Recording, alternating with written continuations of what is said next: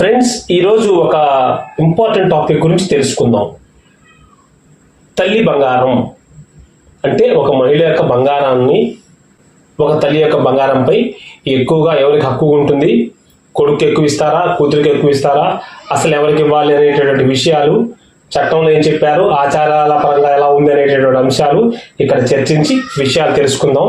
సహజంగా ఆచారాల పరంగా తల్లికి వారసత్వంగా వచ్చే ధనాన్ని స్త్రీధనంగా, వచ్చిన బంగారంపై కూతుళ్ళకే మొదటి హక్కు మరియు ప్రాధాన్యత ఉంటుంది అనేటటువంటిది వింటుంటాం. అయితే చట్టం ప్రకారం సెక్షన్ 15 ప్రకారం వేరే విధంగా ఉంటుంది. అయితే ఈ బంగారం విషయంలో హిందువుల ప్రకారము, హిందూ ఫ్యామిలీస్లో హిందూ సక్సెషన్ యాక్ట్ 1956 ప్రకారం ఎలా పంచబడుతుంది అనేటటువంటి విషయాలు తీసుకుంటే ఇక్కడ 2 అంశాలు గమనించాలి. వీలునామా రాయకపోతే హిందూలాలో మహిళ భర్త, కొడుకు, కూతురు, తల్లి వీరికి సాధారణంగా సమాన హక్కులు ఉండవచ్చు. కుటుంబ పరిస్థితులు, మతాన్ని బట్టి ఇతర వారసులు కూడా ఎలా ఉంటారనేటటువంటి దాన్ని బట్టి కూడా మారుతుంటాయి. హిందూ వారసత్వం చట్టం ప్రకారం ఒక మహిళకు సంబంధించిన బంగారం ఆమె సొంత సంపాదన ద్వారా వచ్చిందా లేక వాళ్ళ అమ్మ పుట్టింటి నుండి వచ్చిందా అనే దానిపై వారసత్వం సంబంధించిన నియమాలు కొద్దిగా చేంజ్ అవుతాయి.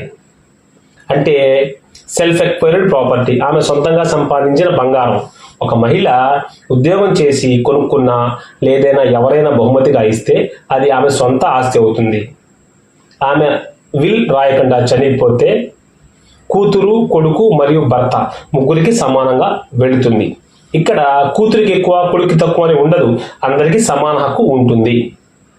అలా కాకుండా వాళ్ళ అమ్మ నుండి వారసత్వంగా వచ్చిన బంగారం, ప్రాపర్టీ ఇన్హెరిటెడ్ ఫ్రమ్ మదర్, అంటే హిందూ వారసత్వ చట్టంలోని సెక్షన్ 15(2)A ప్రకారం ఏంటంటే ఒక మహిళ ఆమె తల్లిదండ్రుల పుట్టింటి నుంచి వచ్చిన ఆస్తికి ప్రత్యేక నిబంధన ఉంది.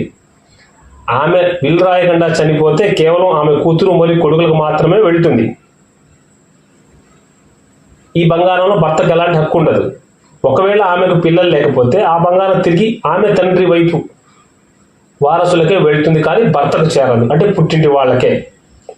అంటే ఇక్కడ సొంత సంపాదన అయితే కూతురు, కొడుకు, భర్త ముగ్గురికి సమానంగా, అమ్మ నుంచి వస్తే కేవలం కూతురు, కొడుకులకు మాత్రమే వెళ్తుందనేటటువంటిది ఒక అంశము. ఈ పంపకాలకు సంబంధించి కొన్ని లీగల్గా ప్రశ్నలు జవాబులుగా మనం వీడియోలో చర్చించుకుందాం.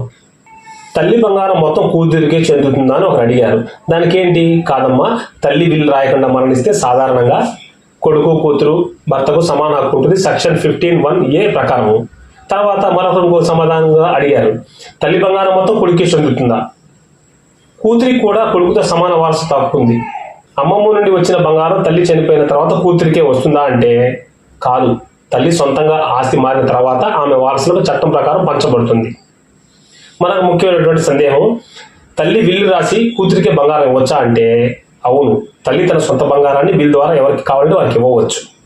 మరొక విషయం, పెళ్లి సమయంలో కూతురికి ఇచ్చే నగలపై కొడుకు హక్కుందా అంటే సాధారణంగా లేదు, అవి కూతురి స్త్రీధనంగా పరిగణించబడతాయి.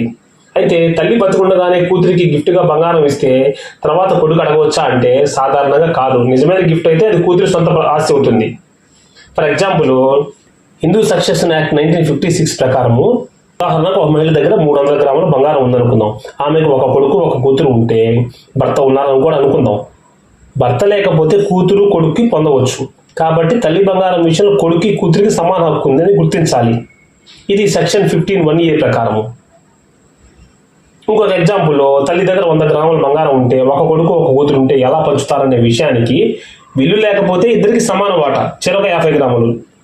తల్లి చనిపోయిన తర్వాత కూతురు మొత్తం బంగారం తన దగ్గరే పెట్టుకుంటే ఏంటి అనే దానికి మనం చట్టబద్ధ వారసులు తమ వాటా కోసం కోర్టును ఆశ్రయించవచ్చు.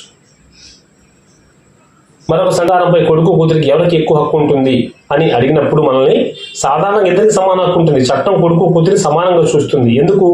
తల్లి బంగారం విషయంలో భావోద్వేగాలు కాదు ముఖ్యం, చట్టమే నిర్ణయిస్తుంది. హిందూ సక్సెషన్ యాక్ట్ 1956 ప్రకారం కొడుకు, కూతురికి సమాన హక్కులు ఉంటాయి. అయితే విల్లు కానీ, గిఫ్ట్ డీడ్ కానీ, స్త్రీధనం వంటి అంశాలు ఉంటే మాత్రం ఫలితాలు మారుతుంటాయి. ఎందుకు? చాలా మంది ఎక్కువ అడిగే సందేహం ఏంటంటే మొత్తం కూతురికే వెళ్తుందండి, మొత్తం వాళ్ళకే ఇస్తానంటున్నారని చెప్పేసి కోర్టు కేసులు వేయటము, డిస్కషన్స్ జరుగుతున్నాయి.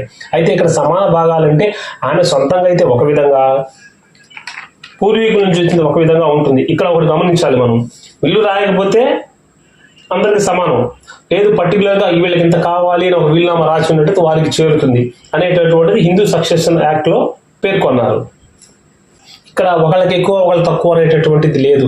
అది పూర్తిగా లీగల్ పాయింట్స్గా తీసుకుంటే అది ఎక్కడి నుంచి వచ్చిన బంగారము, సొంతమా, పూర్వీకుల, ఎలా అనేటటువంటి సెక్షన్ల ప్రకారం మాత్రం పంచబడుతుంది. కాబట్టి దీని మీద ఉన్నటువంటి సందేహాలు, as per my knowledge I have given this information for my viewers and subscribers.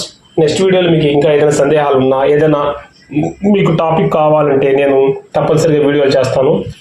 ఇక్కడ as per Hindu succession act self acquired property inherited from the mother అనేటటువంటిది కూడా అబ్జర్వ్ చేయడం జరుగుతుంది. దాని మూలంగానే కేసు ఫైల్ చేయాలన్నా, అది ఎక్కడ బంగారము, ఎంత వాటా పంచారు, ఇప్పుడు తల్లి ఎవరి దగ్గర ఉంది, ఎవరు చూసుకుంటున్నారు, ఏంటి విషయాలు అనేవి కూడా ఉంటాయి. వాళ్ళ ఆర్థిక పరిస్థితులను బట్టి కూడా కోర్టులో ఛాలెంజ్ చేయడానికి కొన్ని రకాల పరిస్థితులు, కొన్ని ప్రొవిజన్స్ ఏర్పడతాయి. కాబట్టి అవి కూడా మనం గమనించాలి. వీడియో షేర్ చేసి మీరు నాలెడ్జ్ పెంచుకోండి, legal awareness. Thank you for watching. See in the next video.